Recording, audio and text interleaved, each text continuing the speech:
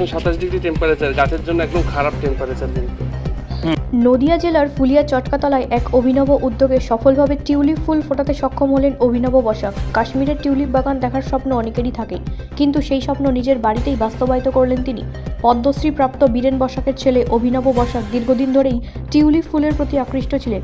সেই আগ্রহ থেকেই গত ডিসেম্বরের প্রথম সপ্তাহে তিনি 125টি টিউলিপের বাল্ব বা কন্দ কিনে চাষের কাজ শুরু করেন।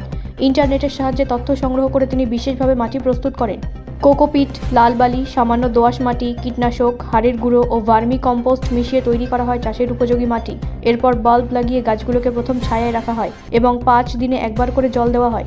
18 দিন পর গাছগুলো পূর্ণ আলোতে রাখা হয়। এই সময় তাপমাত্রা প্রায় 13 ডিগ্রি সেলসিয়াস পর্যন্ত নেমে আসায় তা টিউলিপের জন্য খুবই সহায়ক হয়। মাটির আর্দ্রতা প্রায় 65% বজায় রাখা হয়, যার জন্য একটি বিশেষ যন্ত্রও কেনেন তিনি। 30 দিনের মাথায় গাছে কুড়ি আসে এবং বর্তমানে প্রায় 35 দিন বয়সে গাছগুলোতে সুন্দর টিউলিপ ফুল ফুটতে শুরু করেছে। অভিনব বসাক জানিয়েছেন, টিউলিপ ফুল তার বরাবরের প্রিয়। গত বছর ফেব্রুয়ারিতে কর্মসূত্রে দিল্লি সফরের সময় তিনি টিউলিপ ফুল দেখেন।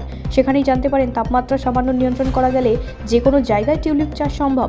এরপর কাশ্মীর সফরে গিয়ে টিউলিপ বাগান বন্ধ থাকায় তার আক্ষেপ আরও বেড়ে যায়। সেই থেকেই নিজ উদ্যোগে চাষের সিদ্ধান্ত নেন তিনি। অনলাইনে বাল্ব ও প্রয়োজনীয় সরঞ্জাম কিনে এবং ইন্টারনেটের পরামর্শ মেনে চাষ করেই তিনি এই সাফল্য অর্জন করেছেন। অভিনব বসাকের এই উদ্যোগে স্থানীয় বাসিন্দাদের মধ্যেও ব্যাপক আগ্রহ সৃষ্টি করেছে। ব্যুরো রিপোর্ট, রাষ্ট্রীয় প্রসার বাংলা।